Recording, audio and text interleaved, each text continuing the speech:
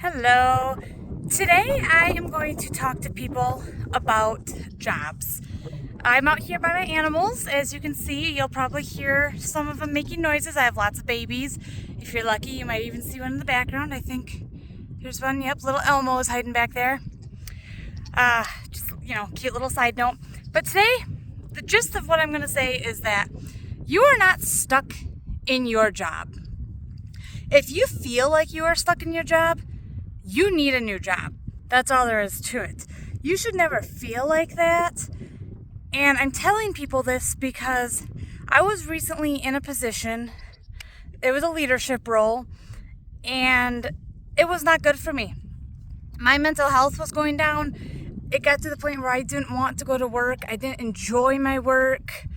And it was just taking a toll on not only me, but my family. I'd come home and I'd complain, or I'd go to work and I'd want to complain. And I don't like complaining if I don't have to. And it just was not good. And I got out of that job and I'm in a new role now. And my life has turned around so much. People will ask me, how do you like it? And I'll say, oh, I love it. I had one person say, well, gosh, why do you look so happy? And I was like, I could give a million reasons why I'm so happy right now. And that's how it should be. You spend a majority of your life, over 50% of the years you are alive, if not closer to 75% of the years you're alive, working. So do something that you kind of enjoy. I understand that money can, affect that quite a bit. But if you don't enjoy what you're doing, you can't enjoy the rest of your life.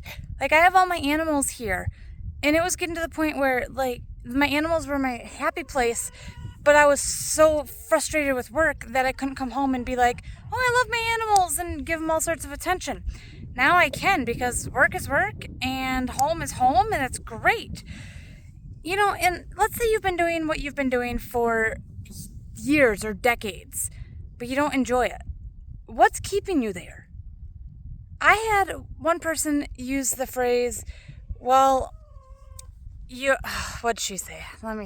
How long do you stay with the bad boyfriend?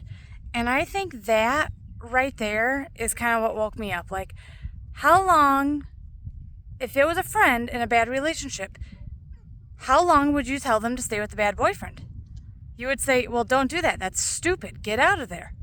So if you're in a position or a career or a job that is kind of like a bad boyfriend, get out.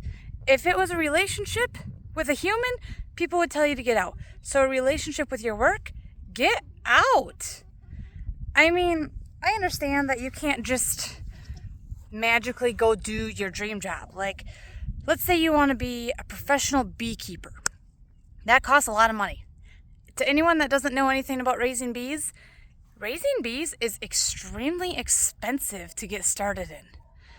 But that's something you could work towards. You could save money towards and maybe do something else related to bees. Or let's say you wanted to be a professional photographer. You got to be good. You can't just take a picture of the ground and be like, oh, this is art. You got to have a skill. There was a book that I read once that said something regarding how people are told, and we live in a society where people say, oh, you can do anything you want.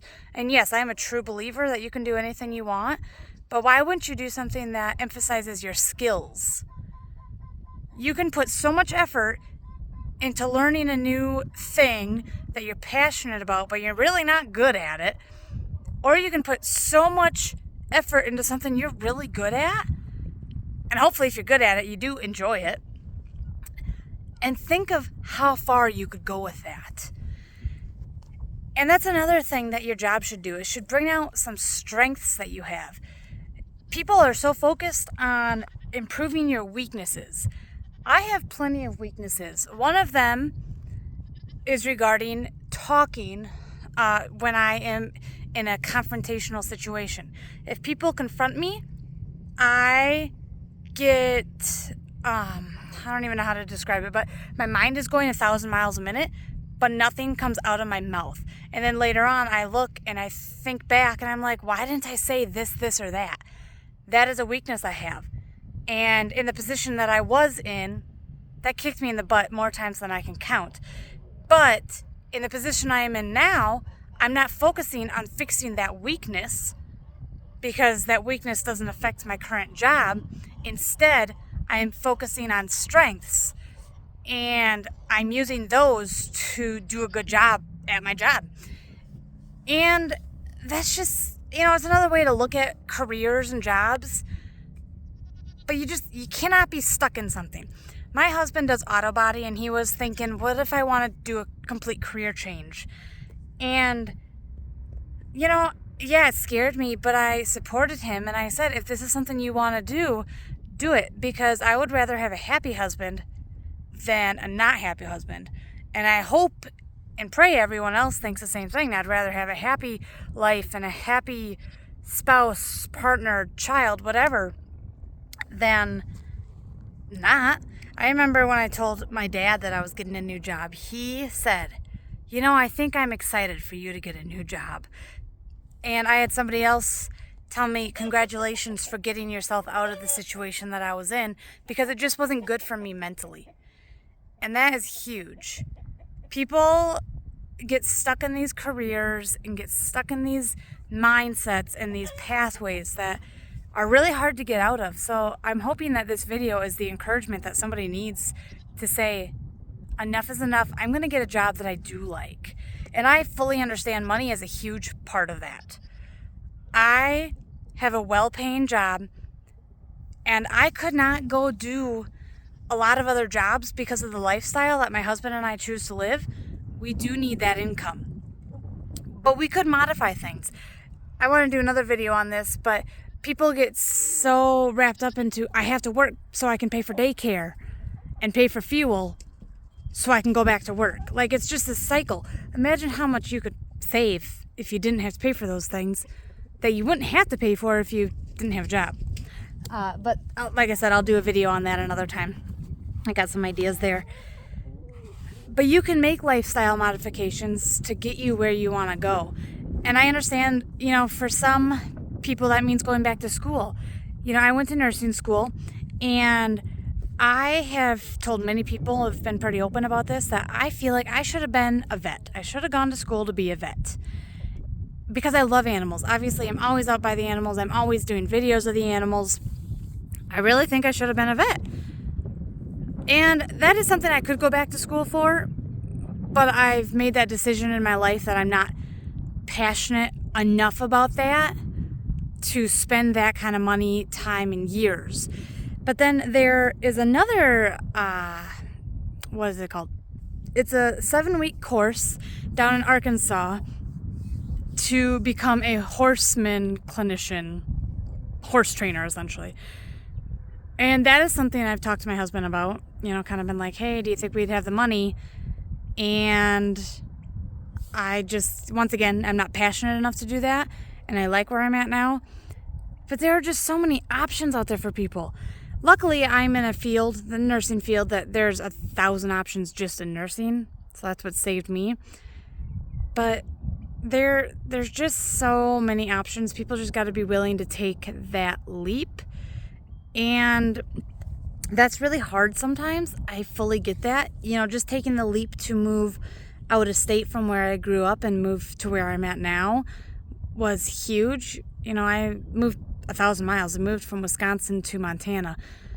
But I didn't want to look back when I am 60, 70, 80 years old and say, gosh, I really wish I would have done that. So if that's how you feel with your job or your career and think, gosh, I wish I would have made that career change. I wish I wouldn't have stayed in a career that I'm not happy with. Don't do that. Don't look back and think, I wish I would have. Do it. I'm not saying you can snap your fingers and make things happen, but you can work up to that. If that's something you want to work towards, do it. The first step is making a plan. So if you're already doing that, that's great.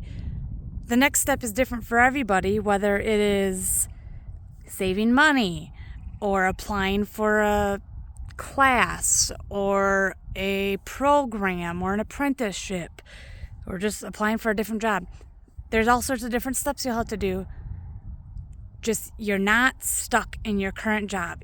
No matter if you've been there for a week and you've decided I absolutely hate this, or you have been there for decades, you're not stuck there. And when you start to feel like you're stuck, that is probably the indication that you need to get out. And I think that's all I have for you. I hope I've inspired somebody to make a better decision for their lifestyle and for their mental health. And that's what I got. Until next time.